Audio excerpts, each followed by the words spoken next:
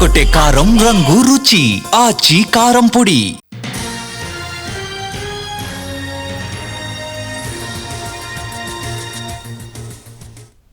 అనకాపల్లి జిల్లాలో bulk drug park ను వ్యతిరేకిస్తున్న మత్స్యకారులకు సంఘీభావంగా చలో రాజేపేటకు పిలుపునిచ్చారు వైసీపీ నేతలు. ఇవాళ రాజేపేట వెళ్లనున్నారు ఎమ్మెల్సీ బొత్స సత్యనారాయణ, మాజీ మంత్రులు అమర్నాథ్, కన్నబాబు, పలువురు వైసీపీ నేతలు. రాజేపేట వెళ్లేందుకు షరతులతో కూడినటువంటి అనుమతిచ్చారు పోలీసులు. మరొకవైపు రాజేపేటలో పోలీస్ పహారా కొనసాగుతోంది. వైసీపీ నేతల చలో రాజేపేటకు పిలుపునివ్వడంతో భారీగా అక్కడ పోలీసులు మోహరించారు. బల్క్ డ్రగ్ పార్క్ వ్యతిరేక పోరాటానికి రాజకీయ పక్షాల మద్దతు కూడగట్టడంలో పోరాట కమిటీ విజయవంతమైంది. రసాయన పరిశ్రమల వల్ల తమ ఉనికి ప్రమాదంలో పడుతుందని ఆందోళన వ్యక్తం చేస్తున్నారు మత్స్యకారులు. ఫ్యాక్టరీలకు తాము వ్యతిరేకం కాదని, బల్క్ డ్రగ్ మాత్రం వద్దే వద్దు అంటూ నినదిస్తున్నారు. మంత్రి పాయకరావుపేట ఎమ్మెల్యే అనితను గొరావ్ చేసిన తర్వాత ఈ వేడి మరింత రాజుకుంది. హామీలు నెరవేర్చనందుకు నిరసనగా వందల మంది జాతీయ రహదారిని దిగ్బంధించారు. ఈ నిరసనపై ఇప్పటికే కేసులు నమోదయ్యాయి. ఇటీవల ఉమ్మడి విశాఖ జిల్లా పర్యటనకు వచ్చిన జగన్ జనాన్ని ఒప్పించిన తర్వాతే బల్క్ డ్రగ్ పై ముందుకు వెళ్లాలని అన్నారు. ఈ పరిస్థితుల్లో వైసీపీ ఉత్తరాంధ్ర నాయకత్వం చలో రాజేపేటకు పిలుపునిచ్చింది. నిబంధనల్ని ఉల్లంఘిస్తే చర్యలు తప్పవని పోలీసులు హెచ్చరిస్తున్నారు. అనకాపల్లి జిల్లాలో బల్క్ డ్రగ్ పార్క్ ను వ్యతిరేకిస్తున్న మత్స్యకారులకు సంఘీభావంగా చలో రాజేపేటకు పిలుపునిచ్చారు వైసీపీ నేతలు. ఇవాళ రాజేపేట వెళ్లబోతున్నారు ఎమ్మెల్సీ బొత్స సత్యనారాయణ, అలాగే మాజీ మంత్రులు అమర్నాథ్, కన్నబాబు, పలువురు వైసీపీ నేతలు కూడా. రాజేపేట వెళ్లేందుకు షరతులతో కూడినటువంటి అనుమతిచ్చారు పోలీసులు. మరొకవైపు రాజేపేటలో పోలీస్ పహారా ఇంకా కొనసాగుతోంది. వైసీపీ నేతలు చలో రాజేపేటకు పిలుపునివ్వడంతో భారీగా అక్కడ పోలీసులు మోహరించారు. మరి కాసేపట్లోనే వైసీపీ నేతలు చలో రాజేపేటకంటూ వెళ్లబోతున్నారు. ఇదే అంశానికి సంబంధించి పూర్తి అప్డేట్ మా ప్రతినిధి రవిచంద్ర అందిస్తారు. రవిచంద్ర, ఈ ధర్నా ఎంతవరకు వచ్చింది? ప్రస్తుతం కూడా అక్కడ నెలకొన్నటువంటి పరిస్థితులు ఏంటి? బల్క్ డ్రగ్ పార్క్ వ్యతిరేకంగా గడిచిన 39 రోజులుగా ఆందోళన చేస్తున్న రాజేపేట గ్రామస్తులకు సంఘీభావం చెప్పడానికి మరికొద్దిసేపట్లోనే వైఎస్ఆర్ కాంగ్రెస్ పార్టీ ముఖ్య నాయకత్వం గ్రామానికి రాబోతోంది. ఆ పార్టీ అధినేత జగన్మోహన్ రెడ్డి ఆదేశాల మేరకు బొత్స సత్యనారాయణ అలాగే ఉత్తరాంధ్రకు చెందిన ముఖ్య నాయకత్వం అంతా కూడా రాజేపేటకు వచ్చి తమ సంఘీభావాన్ని తెలియజేస్తారు. ఇక్కడ ప్రజలు చేస్తున్న ఆందోళనను ప్రభుత్వం అణచివేయాలని చూస్తోంది కాబట్టి దానిని వ్యతిరేకిస్తూ మేము ప్రకటిస్తామని కూడా ఇప్పటికే వైఎస్ఆర్ కాంగ్రెస్ పార్టీ ప్రకటించింది. అయితే ముందుకు ఆంక్షలు విధించిన పోలీసులు కొన్ని సడలింపులు చేస్తూ 48 మందిని గ్రామంలోకి రావడానికి అనుమతించారు. ముఖ్య నాయకత్వంతో పాటు ఇతర నాయకులంతా కూడా గ్రామానికి రాబోతున్నారు. మరోవైపు ఇంతకాలం ఒక విధంగా నిర్బంధమైన వాతావరణం రాజేపేట చుట్టుపక్కల అమలు చేశారు. ఇప్పటికీ రాజేపేట మొత్తాన్ని పోలీసులు తమ ఆధీనంలోకి తీసుకున్నప్పటికీ కూడా ఈ రోజు జరుగుతున్న నిరసనలకు ఇతర గ్రామాల ప్రజలను కూడా అనుమతించారు. ప్రస్తుతం 9 గ్రామాల ప్రజలు వచ్చి టెంట్లో కూర్చొని తమ ఆందోళనను, తమ మద్దతును కూడా తెలియజేస్తున్న పరిస్థితి ఉంది. ఓవరాల్గా రాజయ్యపేట చేస్తున్న పోరాటం ఇప్పుడు చుట్టుపక్కల గ్రామాలన్నిటి కూడా సమస్యగా మారింది. బల్క్ డ్రగ్ పార్క్ వల్ల ఎదురయ్యే ఇబ్బందులను ఇక్కడ మత్స్యకారులు తీవ్రంగా వ్యతిరేకిస్తున్న పరిస్థితి ఉంది. మాకు ఎట్టి పరిస్థితుల్లో బల్క్ డ్రగ్ వద్దు, ప్రత్యామ్నాయంగా ఏవైనా ప్రతిపాదనలు తీసుకురండి తప్ప బల్క్ డ్రగ్ పరిశ్రమలు వద్దే వద్దన్న ఆందోళన ప్రస్తుతం కొనసాగుతున్న పరిస్థితి. మేడం, గడిచిన 39 రోజులుగా మీ పోరాటం చేస్తా ఉన్నారు. మీ ప్రధానమైన డిమాండ్లు ఏ విధంగా ఉండబోతుంది?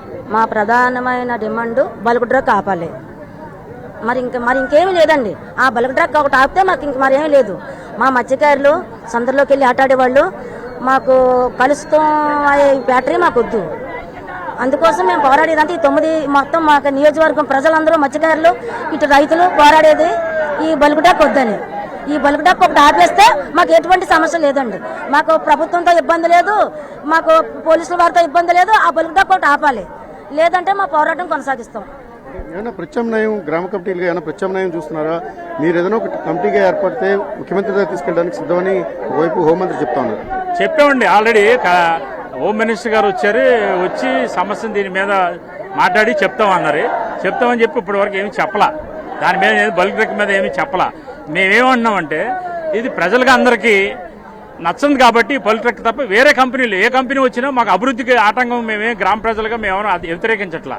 ఈ బల్క్ డ్రగ్ తప్ప వేరే కంపెనీలు ఏ కంపెనీ వచ్చినా మాకు అభ్యంతరం లేదు. ప్రజా ఆరోగ్యాలకి సమస్య రాకుండా ఉన్న కంపెనీలు ఏ కంపెనీలు వచ్చినా మాకు ఇబ్బంది లేకుండా ఉండదని మేము కోరుకుంటున్నాం.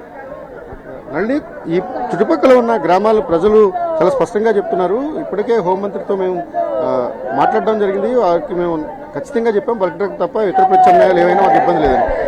మీ ప్రతిపాదన గ్రామం నుంచి ఏ విధంగా ఉండే అవకాశం ఉంది?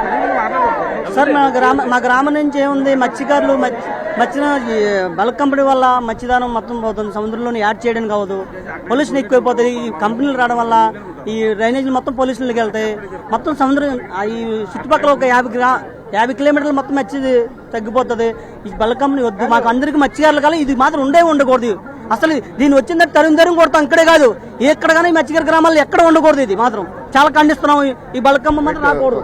మళ్ళీ ఓవరాల్ గా రాజయ్యపేట చుట్టుపక్కల గ్రామాల ప్రజలు చాలా స్పష్టమైన తమ డిమాండ్ బల్క్ డ్రగ్ పరిశ్రమ తప్ప మిగిలిన ఏ పరిశ్రమలోనే పెట్టండి, అభివృద్ధికి మేము వ్యతిరేకం కాదు, కానీ తీర ప్రాంతాన్ని మత్స్య సంపదను తీవ్రంగా నాశనం చేస్తుంది బల్క్ డ్రగ్ పరిశ్రమ. అదే సమయంలో ఇక్కడ ఉన్న 10,000 మంది గ్రామాలున్న జనం ఉన్న రాజయ్యపేటతో పాటు చుట్టుపక్కల 9 గ్రామాలు కూడా విషతుల్యంగా మారుతాయి. మా జీవన విధానమే దెబ్బతింటుంది. కాబట్టి ఖచ్చితంగా బల్క్ డ్రగ్ పరిశ్రమ వద్దు అనేది ఇక్కడ ప్రజలు చెప్తున్న డిమాండ్. మరోవైపు రాజకీయ పక్షాలుగా ఒక్కొక్కరు మద్దతును విస్తరిస్తూ వస్తున్నారు. ఈ రోజు వైఎస్ఆర్ కాంగ్రెస్ పార్టీ తన సంఘీభావం తెలియజేయబోతోంది. అయితే రవిచంద్ర, ఇప్పుడు ఆల్రెడీ ధర్నాలో కూర్చున్నటువంటి ఈ మత్స్యకారులకు తోడు కూడా డిమాండ్ చేస్తున్న పరిస్థితి ఉంది.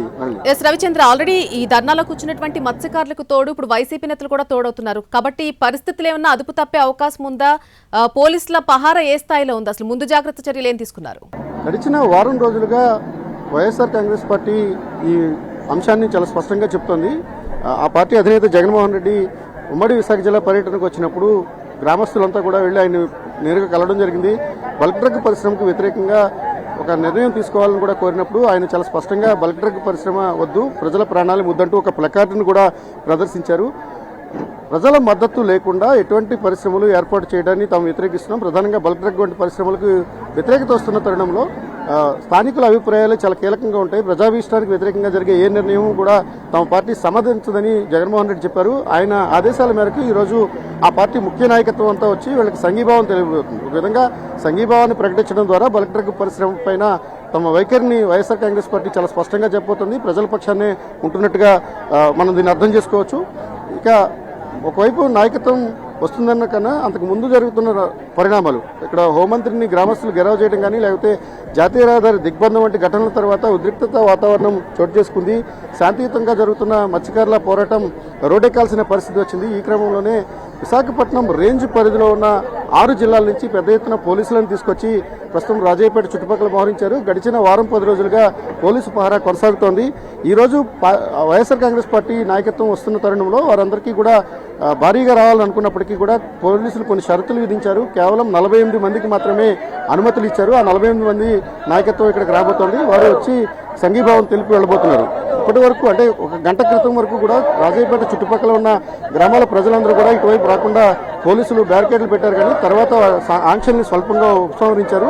దీంతో 9 గ్రామాల ప్రజలు, ఈ రాజయ్యపేటకు చుట్టుపక్కల ఉన్న 9 గ్రామాల ప్రజలు, నిర్వాసితులు కావచ్చు లేకపోతే ప్రభావిత గ్రామాల ప్రజలంతా కూడా వచ్చి ఇక్కడ ఆందోళనలో భాగస్వామ్యం అయ్యారు. ఇక్కడంతా కూడా బుచ్చిరాజపేటతో పాటు చుట్టుపక్కల ఉన్న గ్రామాల ప్రజలంతా కూడా వచ్చి తమ నిరసనను వ్యక్తం చేస్తున్న పరిస్థితి. ఓవరాల్ గా అందరూ కూడా ముక్తకంఠంతో చెప్తున్నది బల్క్ డ్రగ్ పరిశ్రమ వద్దు, ప్రత్యామ్నాయంగా ఏ పరిశ్రమ పెడతామన్నా కూడా మేము మద్దతు ఇస్తామని కూడా చాలా స్పష్టంగా చెప్తున్న పరిస్థితి కనిపిస్తుంది. Right Ravichandra, thank you for the live update.